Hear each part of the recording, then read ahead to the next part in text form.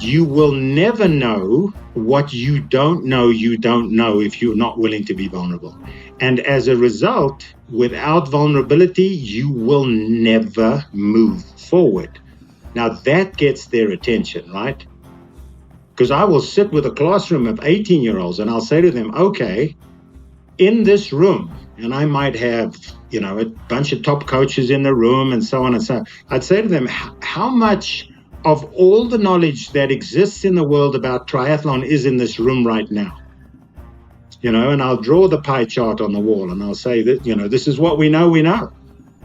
All right. And then when they start realizing this huge amount of stuff that we don't know, and that's where all of our progress lies, then they get a little quieter and then they go, oh, wait a minute. So now I understand what vulnerability is. If I'm not open to knowing, which part of that is admitting that I don't know, then you get at the heart of vulnerability, as opposed to saying, wait, I'm not vulnerable, I'm tough and I'm this and I'm that, and it's an education thing more than it's, I think most people are willing to be vulnerable if they understood what it meant.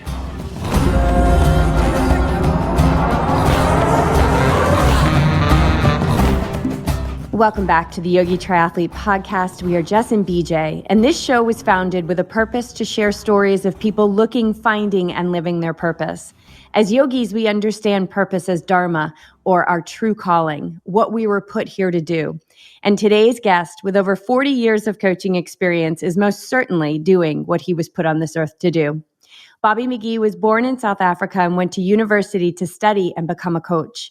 He started his coaching career coaching middle and long distance track runners, later went on to coach road runners and marathoners. Over the past 4 decades, he has supported athletes of all levels, including Olympians, top-ranked ITU triathletes, world-class runners from 800-meter to ultramarathons, world record holders, world champions, and age groupers from triathlon to race walking and everything in between. He served as development coordinator for USAT for a number of years, identifying the next generation of elite athletes. Bobby is renowned for his skills in assisting athletes to find their optimal running form and is well sought out after in the field of mental training. In 2002, he started Bobby McGee Endurance Sports and shortly thereafter hired BJ to create his website through our then business, Karen Marketing. And so now here we sit on either end of the microphone with someone who we connected with almost 20 years ago, which reminds us all that there are no mistakes in this life and that everyone that crosses your path is there for a reason. It's difficult to encapsulate the wealth of knowledge of our guest today. So instead of going on and on about Bobby, we prefer to dive right into the conversation and open the floodgates for the benefit of all. Bobby McGee, welcome to the show. Hi, guys. Thank you so much for having me. I can't believe it's been that long. I know. It's wild. And it's so, I touched upon it in the intro about mindset training, and I'm a mindset coach now. And here, almost 20 years ago, we've got magical running, like in one of your books, like in our house. BJ's working on your website. And then to see, a couple decades later where we all are. And as you know, we've known you for a while. We've been following you for a while. You pop up in the lives of many of our podcast guests over these last 5-6 years of having the podcast. But I think where I'd like to jump in today, and I've already touched upon it, is really this foundational piece that I think we all agree upon, which is mindset training, like our mental state. Because I've heard you talk about how, well, I'm going to paraphrase here, right? Like, it doesn't matter if you have the most perfect running form in the world. If you don't have the right attitude, we're never going to find satisfaction or happiness in what it is that we're doing in this life. That's such a true point. I'm just working on a not a new concept, but I'm working on something called the Thrive mentality. And early days with the United States Olympic Committee and Paralympic Committee, working with them, this realization that you can have all the fitness in the world, you can have all the talent in the world, you can have all the skill in the world, but without the mental skills, those will never come to fruition. The opposite is, of course, true. If you don't have the talent, it doesn't matter how good your mental skills are, you're never going to be a world beater, but you will always know that you're accessing the best you can be if you have that correct mindset. So, as I said, my current thing that I'm really excited with, and I'm creating a program, is something that, both Stephen Kotler and, the guys that work on the flow state, or this realization, and I learned this concept from Nassim Taleb, the futures trader who wrote those amazing books like The Black Swan, where there's this state of anti-fragility as opposed to being tough or being robust or being strong or being gritty, that there's a state beyond that where you metabolize pressure, you metabolize stress, and that's where you perform, because you want that. You cannot perform if it's not tough, if it's not difficult, because that's actually the food of performance for the very, very great athletes. And so that's the area in terms of mental skills that I've been focusing on quite a bit lately. And so when I think about the flow state, the definition that comes to me is, merging our awareness with activity, right? So we're completely in the activity. And then of course I experience this often with meditation, my meditation practice. As soon as you realize you're in the flow state, or as soon as I realize like, oh, I'm doing it, I'm meditating, you're no longer meditating. Right? It's like as soon as you bring that thought life into the action of what you're doing, it's gone. Yeah, for triathletes, I always explain that as you have this utopian place where you're on the bike and you're looking at the power, and you're looking at your heart rate, and you're looking at that level of output. And the minute you realize you've achieved that dream state of performance, the power is perfect, and the heart rate is perfect, and then you lose it, right? So either the power goes down or the heart rate goes up, one of the two. And I think with Olympic athletes, it's interesting. Peter Haberl, the head sports psychologist with the USOPC, he always speaks about that when you do mindfulness work, that the athletes tend to gravitate towards physical mindfulness, right? They prefer walking mindfulness to, say, breathing mindfulness, right? So whatever that meditation state is. But I think the big thing that holds most people back is that competitive nature that they try and bring into meditation, or they try and bring it in for mindfulness, right? That you're trying to do better. You only hang on for 30 seconds and you criticize yourself, right? And then for those athletes to go to the next place where you judge the judgments, where you know that the purpose of your brain is to produce thoughts, and that your highest level is to be able to observe those thoughts, then you suddenly go to that place where you go, oh, wait a minute, everything that happens was supposed to have happened, and the heart rate comes down and the breathing slows down, and you can truly become an observer. And that backs the research up, right? So any of this research that they've done on the treadmill or they've done on the erg, where you shift people's focus around, and when you shift their focus to highly impersonal or highly objective self-observation, fly on the wall stuff, their economy states reach the highest states they can possibly reach.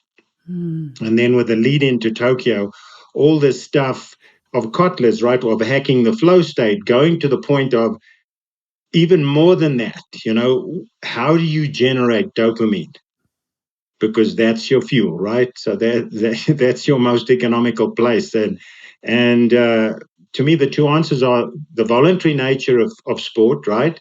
We want to do this, right? So there's no enemy, there's no warfare, there's no bullets flying, there's no reason to be tough. You chose to do this. You ask a second grader if it's hurting at mile 16 off the bike, what would you do? Well, you stop, or you slow down, or you just say, this is stupid. Why would I do this to myself? But nobody does that, right? But then you somehow want a badge afterwards, right? You want some sort of a medal because you were tough out there. But wait a minute, you put yourself out there. And when you start realizing that this is the one place on the planet that you actually want to be at this moment in time, everything works. It's kind of flipping that around, because I think we get so caught up in what you're talking about, which is, the paces, the watts, the end time, everything that's in the future, and we forget about actually the experience that's happening right in front of us. Like we signed up for the race, we're undertrained or overtrained, whatever it is. We forget that we need to have an experience. We need to get through this moment right now, and then this one, and then the next one. And what happens what I see with some athletes is we get so like into the future. Like, what are people going to think about my race results? What are they going to think if they see me walking, if they see a walking on a tracker or whatever? And all that stuff is outside of us. It's completely outside. Yep. It's the beautiful thing, right? Where I try to distinguish for athletes, right? What happened? What did the fly on the wall see? All right, you swam X amount, you rode X amount, you ran X amount. These are the data details about what you did. This is what the weather conditions were. This is what this was. This is what that was. Okay, that's that part of the conversation. The next part of the conversation is what you've just referred to, right? What are you making it mean? All right, this is what happened. What are you making it mean? Because the only place you can change is in terms of what you're making it mean. You go back there and say, why did I, attribute this meaning to that performance or that part of the race? And was it the most useful thing to do? And, what other meaning can you attribute it to, right? So it's basically regression therapy. You go down to the point where the bad thing happened, and you rewrite the bad thing, because the bad thing is only what you did. So this new research, and I've had some of my athletes do this, which is fantastic, right? If they've had a bike crash and they're afraid to get back on the bike, especially in ITU racing and that kind of thing, they have this new approach, which I've forgotten what the name of it is now. A good friend of mine in town does it for me, and he's got all the formal training, but they designed it for PTSD soldiers, that came out of Iraq. And it's this question of moving through the sequence of events that led to the trauma. And then picking up, you use a SUD scale, right, where the emotion starts to flare up. And then you pick it up again. You skip that part and you pick it up again when the occasion is over, right? You've had the bike crash. Next thing you know is you woke up in hospital, whatever the case might be. Now you continue forward. And you run this like a movie, like a third person kind of approach, right? And you just get closer and closer so that the issue gets smaller and smaller. And as soon as it starts to bother you, you step out of it again, right? Because that's creating the problems. And with that kind of process, you get to a point where it all becomes that objective, neutral observation, and you can start distinguishing where you attributed meaning, where there was no meaning, right? Because that's the whole purpose of this stuff, right? Doing a triathlon gives us purpose, gives us meaning, and we attribute whatever it is to it. Whether it's some magical story about somebody who was addicted to some substance and used triathlon to get over it, or used running to get over it, or it's somebody that just has a pile of talent and just wants to do well, it's the same journey, right? It's the same journey. And if you look at all the great philosophies and all the great sort of ascetic religions, right? Either the marathon monks of Japan, but there's always this deprivation, right? Deprivation of freshness in triathlon, deprivation of food, deprivation of fluid, deprivation of sleep. All of those things lead us to this coalface. And I think that that's the big kicker with these long triathlons, right? You get transported to the coalface of who you are, and you get an opportunity to figure it out, right? And so that fits in with Hinduism or whatever, but it's all about figuring out who you are. And this is just an escalated format in which you can get to do that, right? Yeah, I remember early on, and I think a lot of people have this feeling, they just want to be done. They want to fast forward and get through the experience as quickly as possible, or step away from it. But when I shifted into, I'm embracing everything that is presented to me in this endurance event, this 10 to 17 hour race, things became less stressful. I got less anxious, and I got less chaotic. It became more fruitful, more joyous, more craving of having another experience like that. And I'm not painting the picture like, oh my God, he must have had blissful moments, throughout the entire race. But I had moments where I learned so much about the way that I'm thinking and moving. And I took that into multiple races. And now it's been years and years stacked upon experiences. And I keep having experiences based on neutrality, not trying to label it one thing or the other, but labeling it as really, what can I learn from what's happening right now? Not Exactly, resisting. yeah. But you don't have to do triathlons, right? You can just have kids. You get the same kind of thing. It really is amazing. I've been really privileged to work with a lot of talent in various stages of their development. I was a high school coach, and I've worked with the talent identification part of triathlon, and then I've worked at the very top end with the more elite athletes. And of late, what I've done with the younger athletes, those looking for scholarships and coming out of school and in their first or their second year of being pros, is just this simple realization: listen, believe me that these are the times of your life. These are the times of your life. Don't wish them past. Don't rue bad races. These are the times of your life. You're probably going to tell more stories about your bad races than you're going to tell about your good races, right? And I think it's really this ability that we have, that every human has, to deepen our relationship with the present moment, with what is happening right now and who we are in response to what is happening. And I think when we get to look at that, when we get that view inside, then we can decide, I like how I'm responding. I don't like how I'm responding. It's not serving my goals. It's not serving my family. It's not serving my career. And then we've got free will, right? We have free will. The only thing we have control over is our response. And piggybacking on what you were saying earlier, and I'm sure you've had these moments. I think we've all have. Anybody who's interested in the power of the mind has had these moments where you hear something and it's just like everything shifts in that moment and you never look at things the same. And I remember I was in a yoga class and the yoga teacher said, he had us in this hold and it was lots of sensation in the body, burning quads. It was hot in the room, like a lot of, impulses to get out of the pose.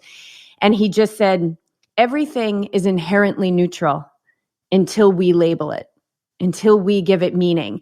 And that giving it meaning, that giving it a label, that is us using our free will. So as far as we have to be present and able to be able to see that.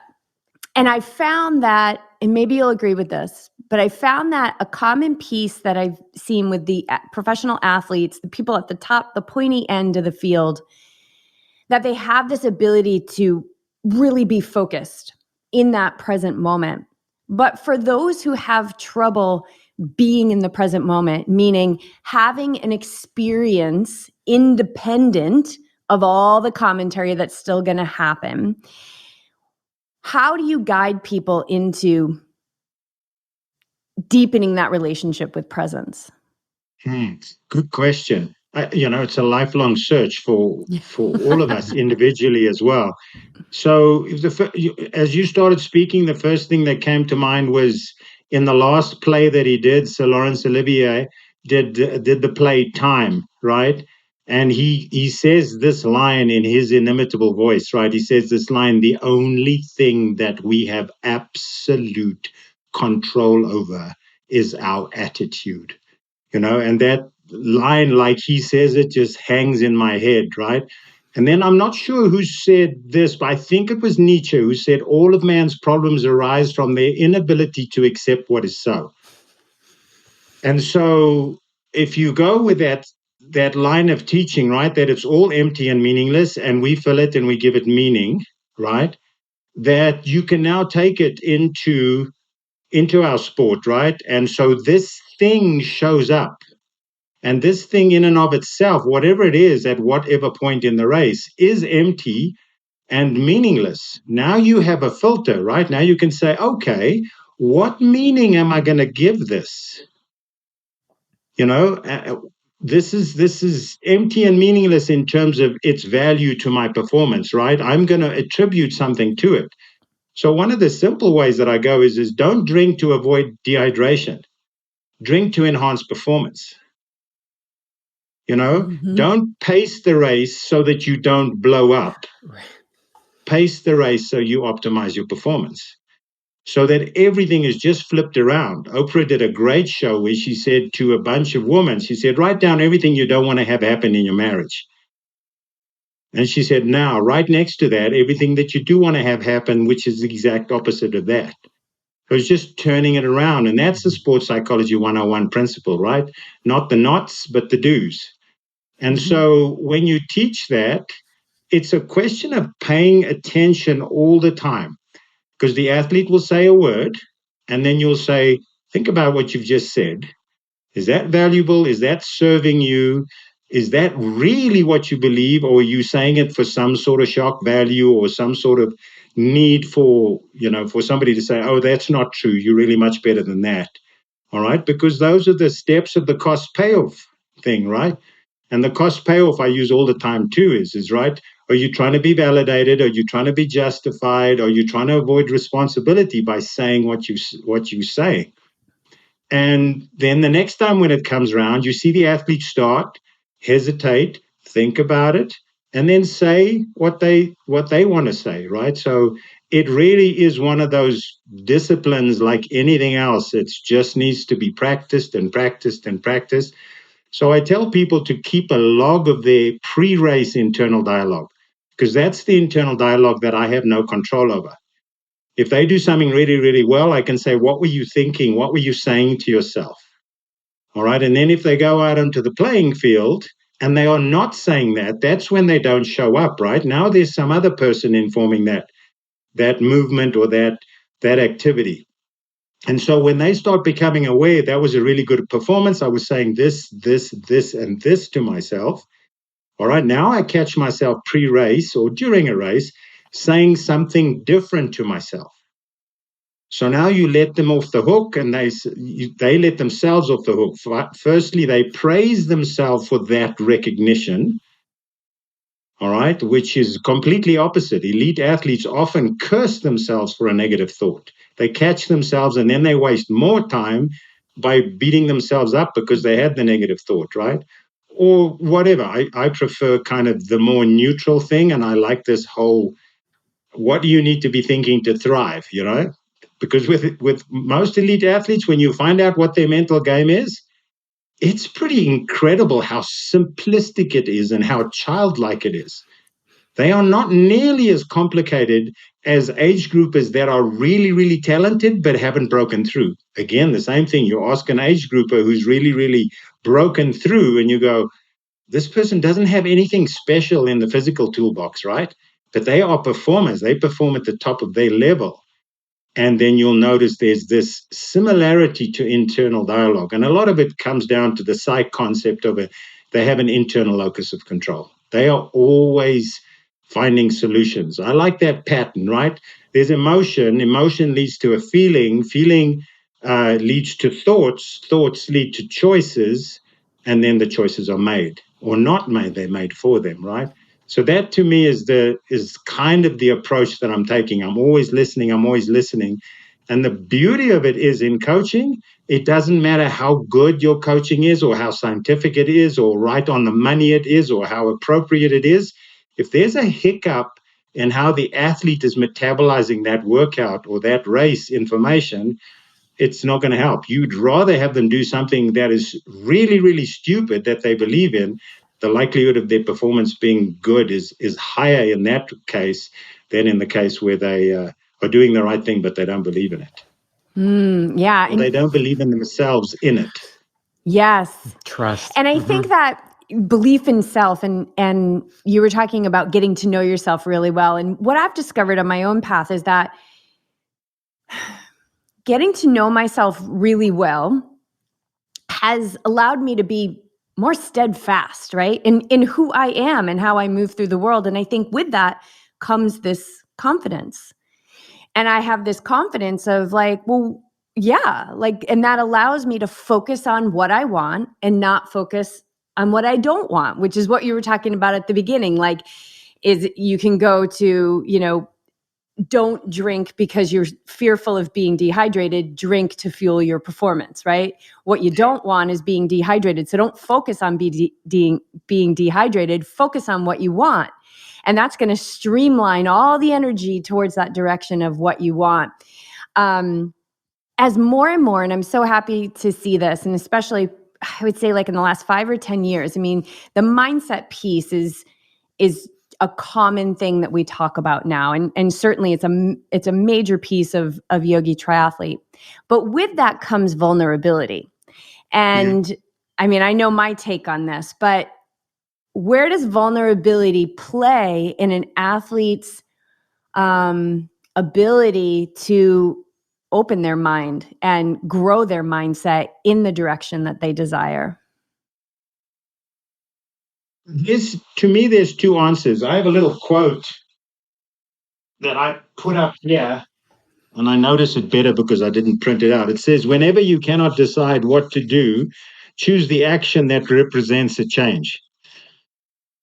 Now, I'm not a big guy in terms of change, right? I have learned that, if you have a concept that is dominating an athlete's mind, right? Less or more of that concept, the concept still remains the core, right?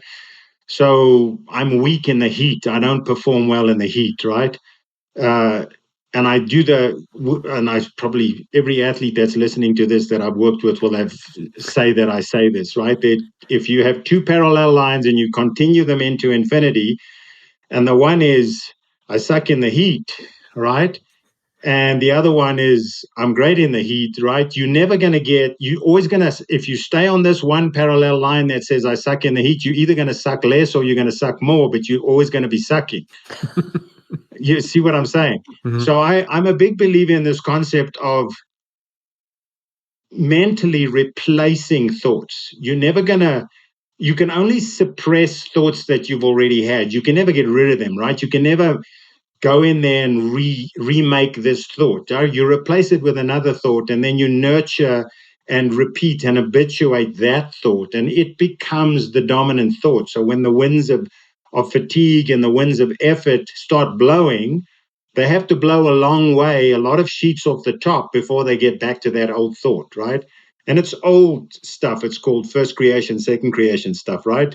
We automatically become the way we are because of nature and nurture when we're growing up, and then we get to a point where we go, wait a minute, I needed that when I was 11. I needed that when I was 16.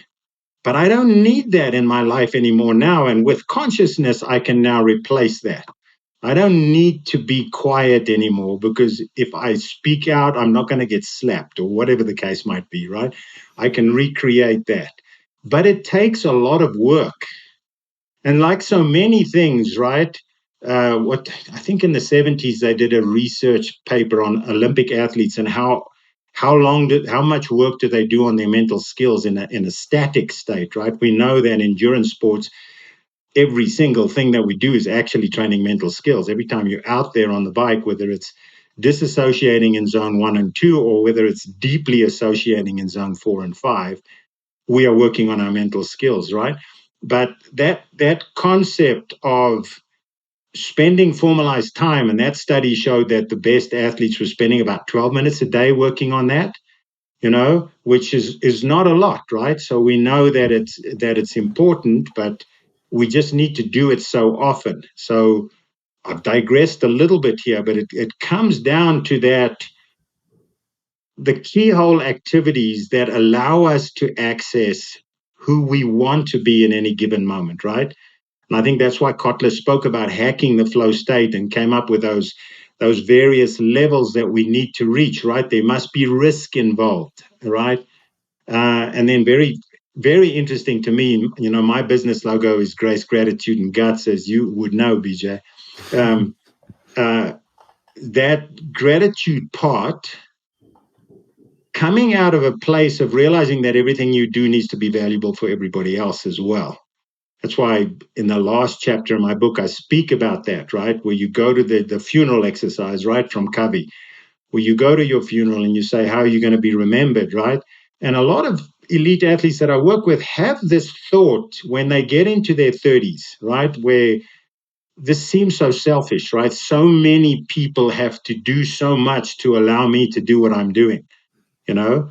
And for me to try and flip that on their head, saying, wait, there's all those people around you that are supporting you in doing this, even your children and your spouse.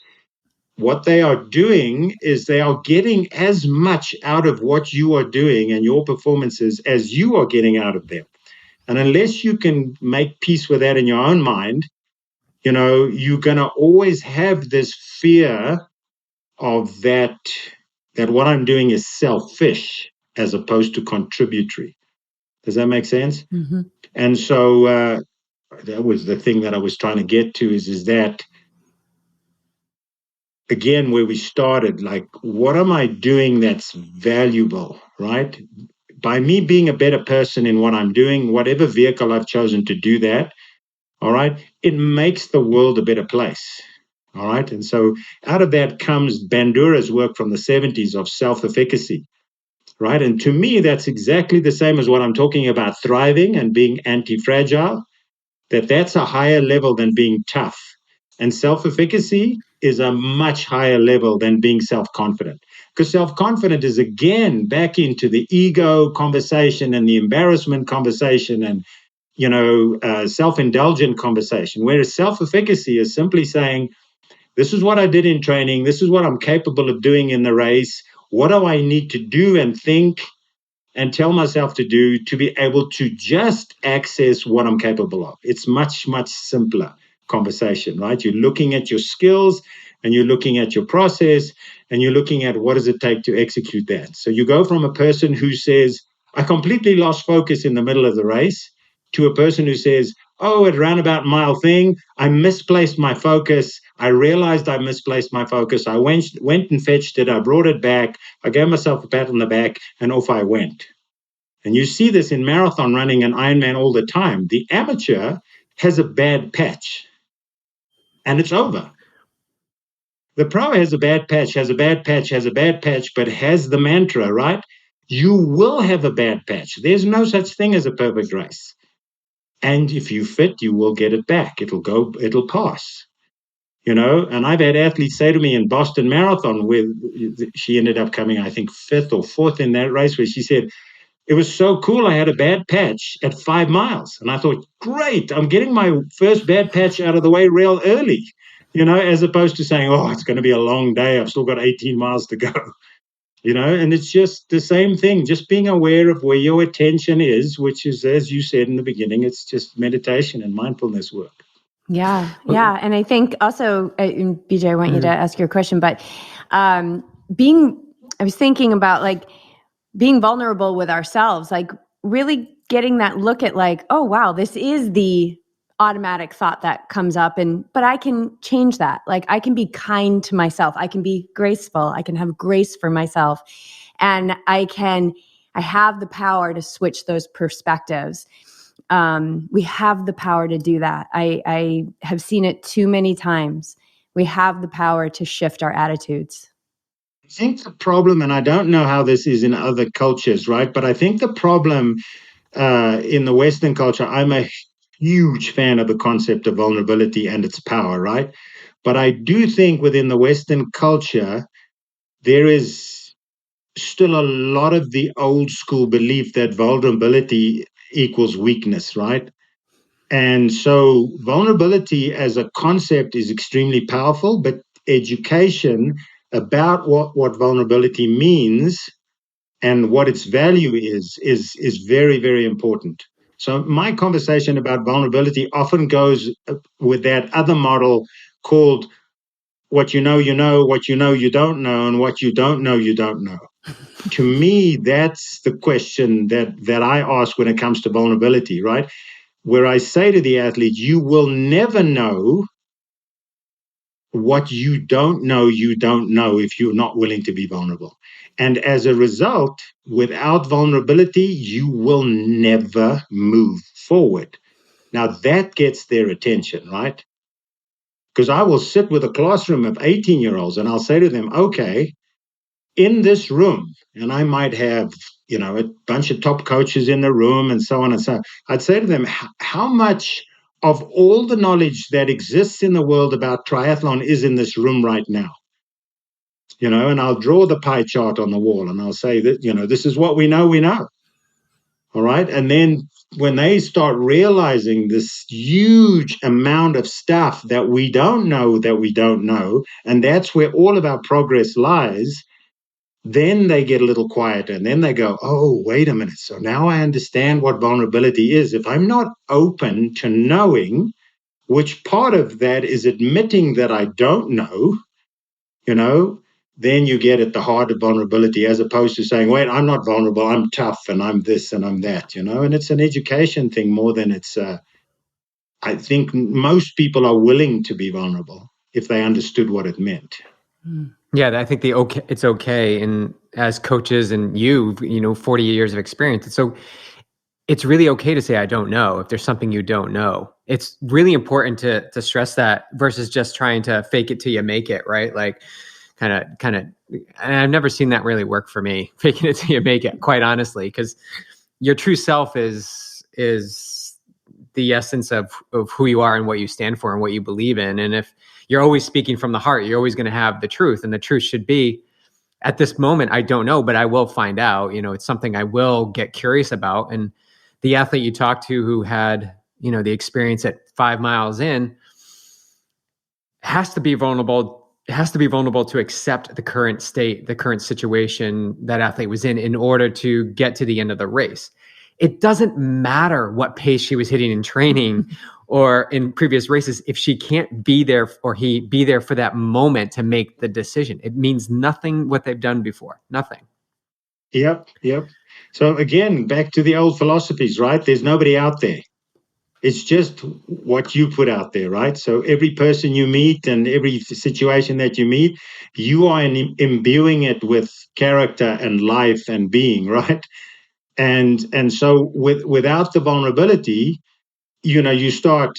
I think it was Deepak Chopra and Wayne Dyer was sitting on the stage in Chicago, and they were talking to each other, right? And Wayne said to Deepak, can you wiggle your toe? And Deepak said, yes, I can wiggle my toe. And Wayne said, I can wiggle my toe too. So if we all won, why can't I wiggle your toe? And then the conversation came from there, right? And so that is exactly it, is when we realize and accept the duality, right? I think it was, I don't know if it was Frost or Wordsworth. I think it was Frost who said, we all sit in a circle and wonder while the thing sits in the middle and knows.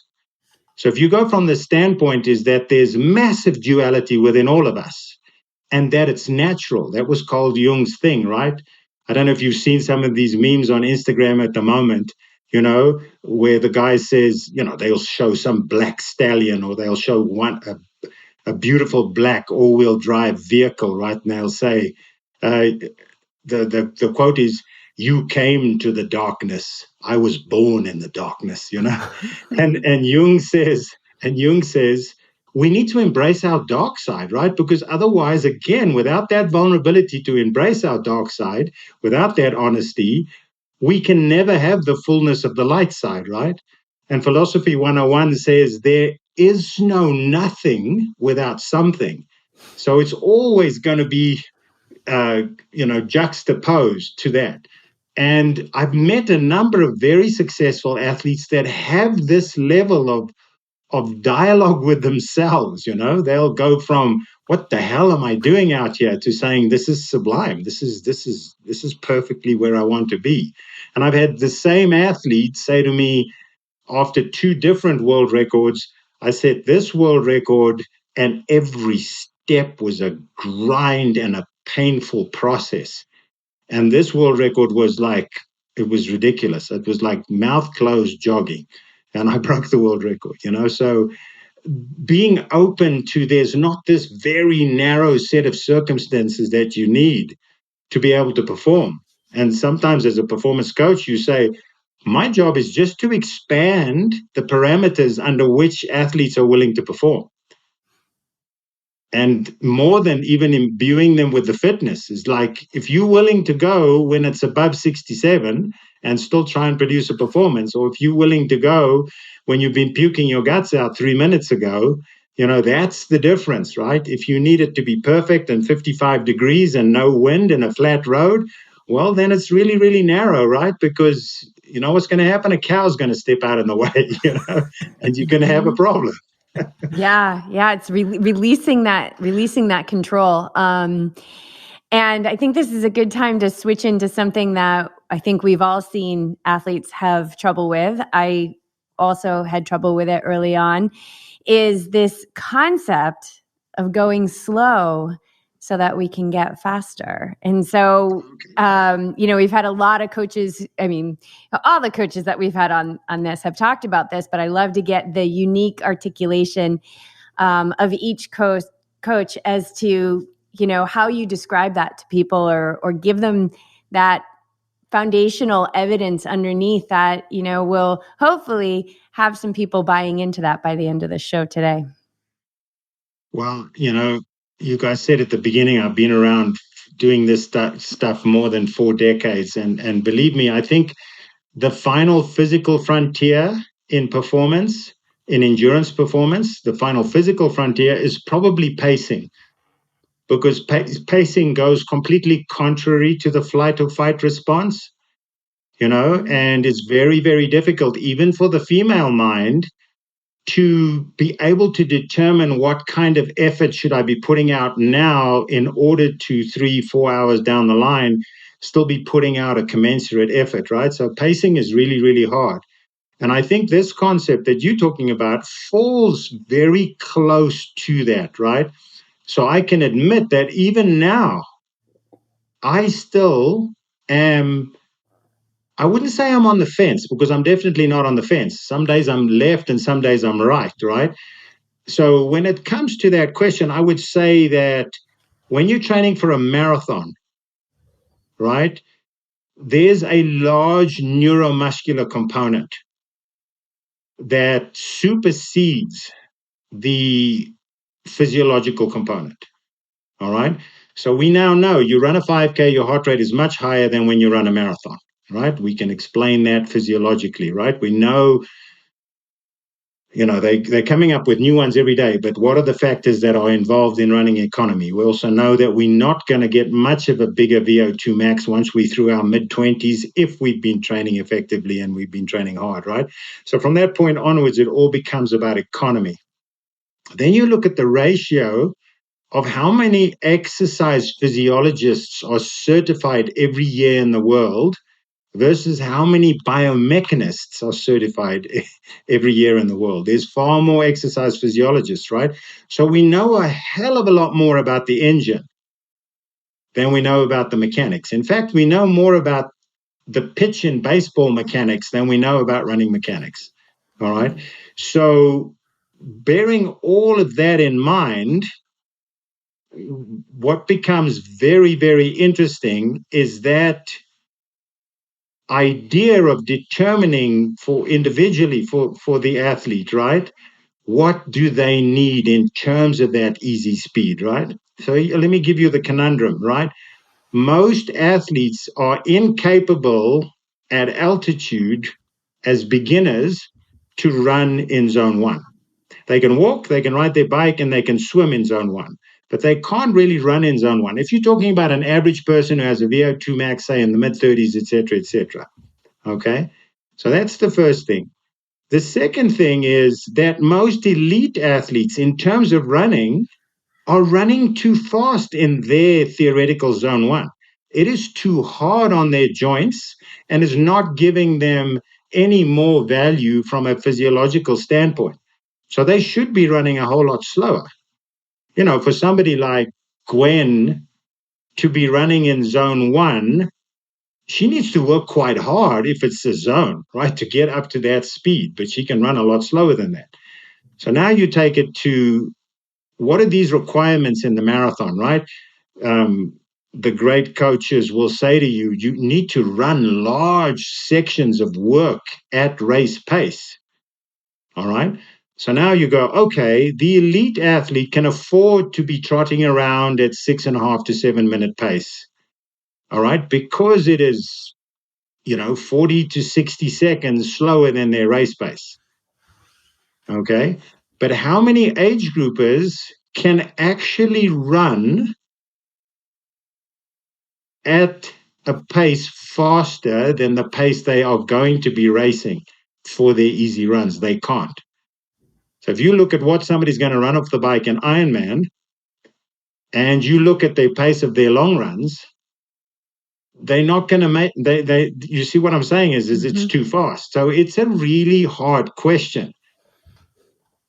Add to that, the last bit I'll say is that the age group triathlete needs to run quite infrequently, right? They want some frequency, but they're still not going to run more than, say, 6 times a week. Pretty much 5 to 7 times is where the age groupers are at. And most elite runners are running, somewhere around about 10 to 13 times a week that they are running. Okay. So now when you go out as a triathlete and your legs can only handle 3 or 4 runs a week, right? You don't want to waste your time going slow with your mouth closed. You want to push it on a little bit, right? And so they tend to overrun it even more. And now the research has shown us also that everybody's kinematics are impaired when they get off the bike. A percentage of people, larger with age groupers than with pros because of self-selection, but a percentage of people never get their kinematics back. So in other words, they're always running with an impaired running form off the bike. But everybody is impaired when they first get off the bike.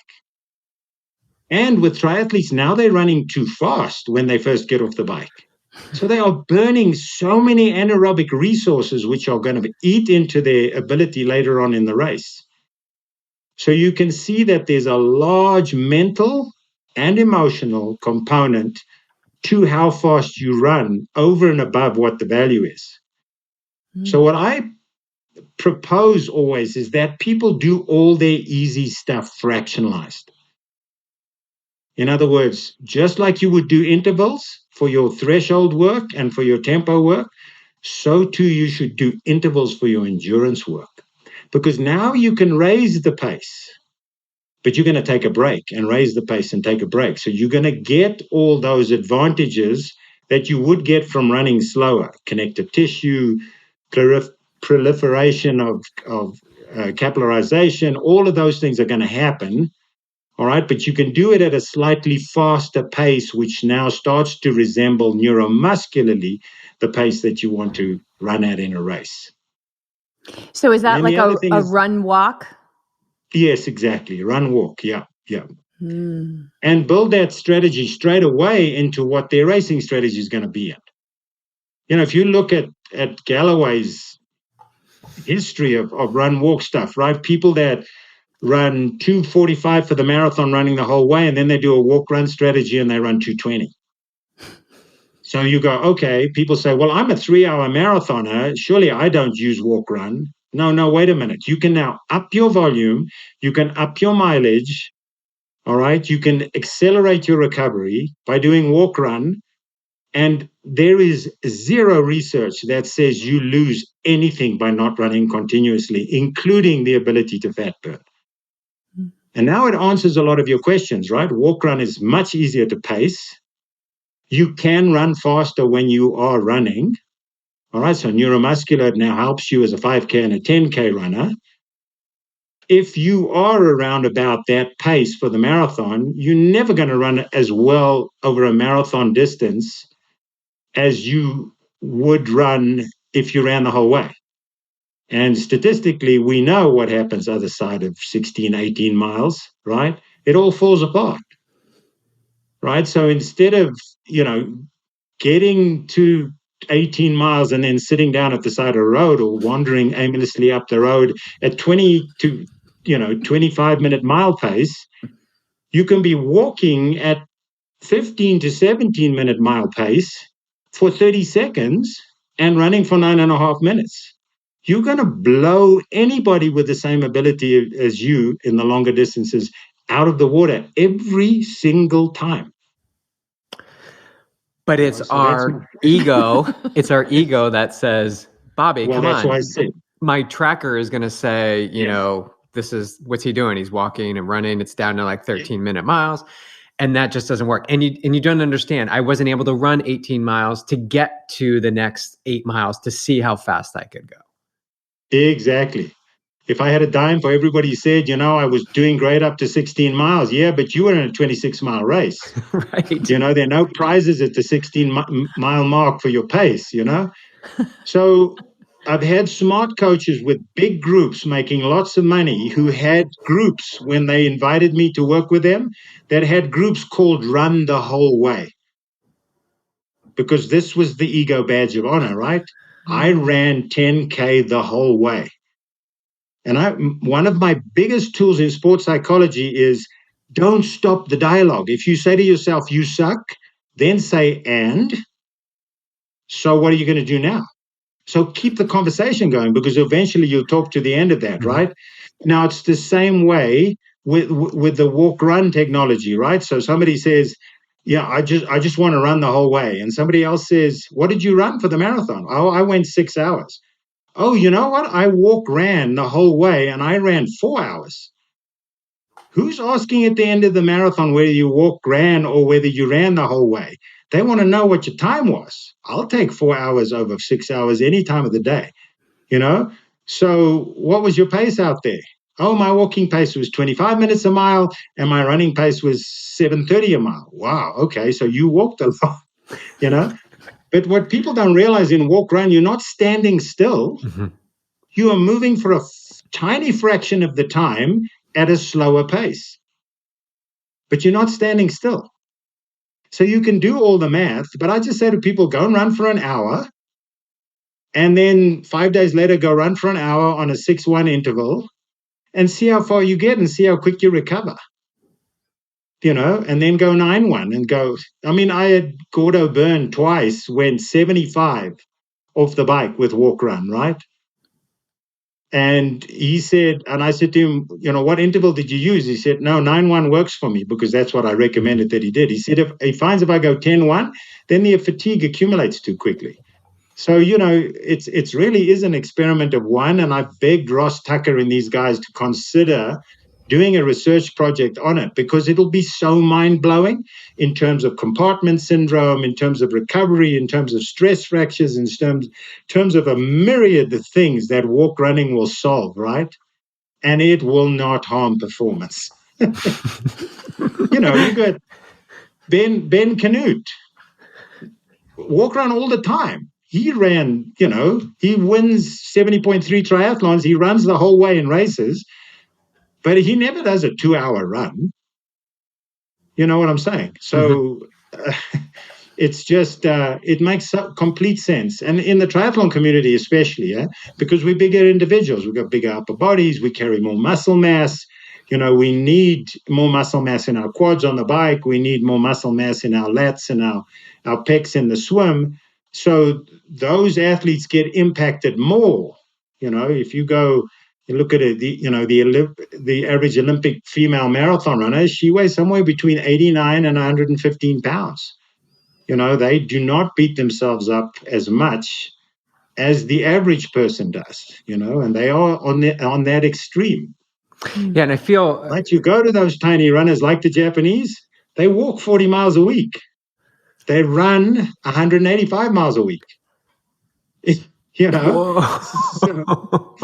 and they got a ton of world records and a ton of Olympic medals to prove it. My goodness. So, yeah, wow. Actually, we're just starting to track our miles walking. We have a dog. So, I mean, we're just trying to see how much, in addition to the running that we do, how much we're actually walking during the week. Because I want to see, am I putting in really 30-mile weeks when I'm running like 15, 20 miles, but maybe I'm getting another 10 miles just from walking. I'm trying to paint that picture and see how that has translated so well in my career, where I've been very fortunate not to have major injuries and I've been pretty consistent the entire time, but I've always had a dog. So I've always been walking. So I'm going to put this to the test a little bit. But I feel when you talk about specific runners, like the marathoners, you know, I want to categorize, you know, we got a big audience of triathletes here. and they're going to hear, okay, well, we've got this runner. And so I need to hit, I need to dive into the six times a week running, 6 to 8 times a week. Swimmers, they see pool swimmers and they're like, okay, well, they're in the pool 7 days a week. They're all working on drills. I need to do that. And they get this belief system caught up in it's an individual sport when, I feel, and I don't know what your thoughts are, but triathlon is really this combination of dishing out the efforts around the whole spectrum of what's keeping you healthy and strong. And what we found is, the base of our work is a lot to do with the pool because it's low load bearing. You can build a good engine, and then being able to sprinkle in the swims and the runs and being able to shift that momentum. It's not always like this, but maybe the run is a little bit higher at times, but it keeps the body healthy and it keeps this active recovery constantly going. So kind of like pulling in all 3 things or 4 things, if you want to talk about mindset and nutrition as well, versus honing in on this one thing, this one runner or this one way that swimmers work in the pool. Do you find that too at your level? Absolutely. We really go off the model that hill sprints in running help your biking, but biking massively helps your running. Now, from a mechanical standpoint, there's disadvantages from doing all your endurance in the pool, right? But it's only in terms of the time that you are able to do those things. Biking is really, really bad mechanically for your run, all right? Because you can do so much of it. And so your body adapts in a blanketing fashion to the thing that you do most of, all right? And so I don't like rehabbing a runner on the bike. I'd much rather rehab a runner walking, do that contralateral motion, even though it's a strength motion, right? And running is 4 or 5 times harder than cycling or swimming, all right? And there's no support mechanism, right? The water is full body support. The bike is 4 to 5 contact points at all points in time, holding you in line, right? And there's not enough air resistance in running to make you a compact runner, unless you're running at 4:48 pace, and almost nobody does, right? Where wind resistance starts to count massively, right? So being very aware that if you're using the bike and the swim, because that's where your endurance comes from as a triathlete, then the percentage of running that you're doing relative to all the work is less, but the intensity of that running can be more specific. So that's very good. But again, when I start with an Ironman athlete in terms of the run, I first find out how much of the run did they actually walk. That's your start point. So if you can make the amount that they walked better walking, so you already improved their time, right?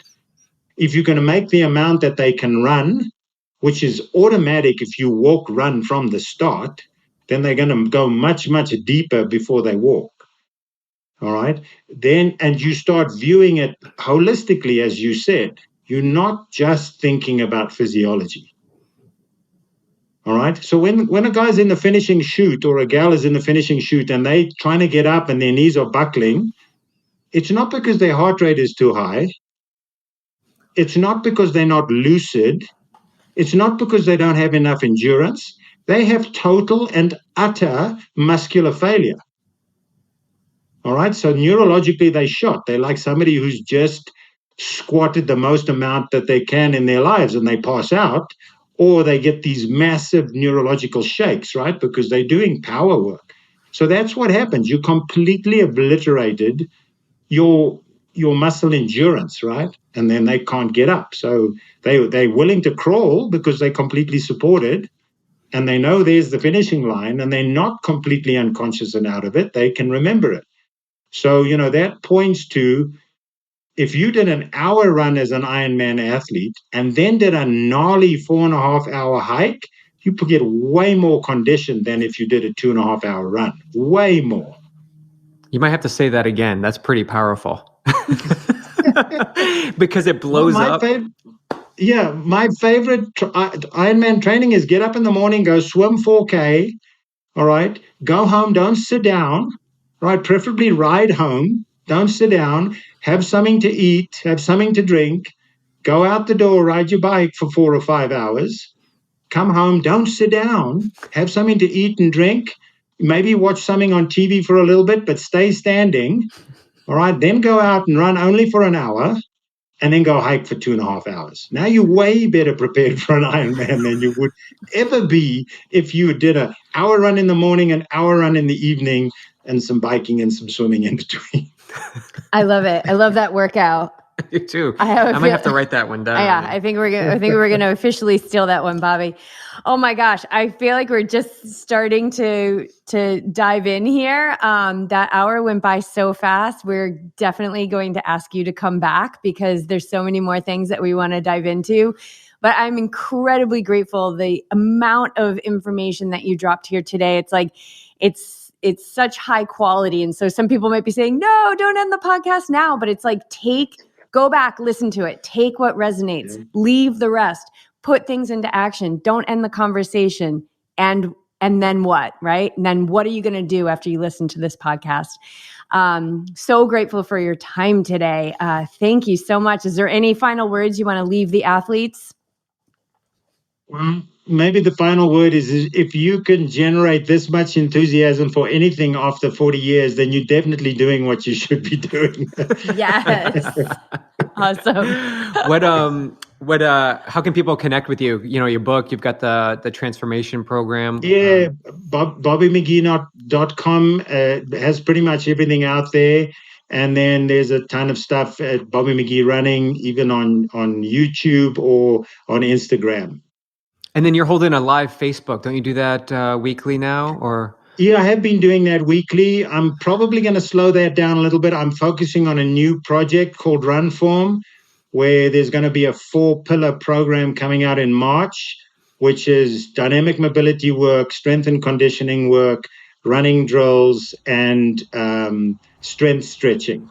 So I'm just putting a lot of attention into that at the moment. So good, because as we know, it's not just one thing and it's not just one form for everybody. It's getting to know who we are, getting to know how this body works, and using that to the best of our ability.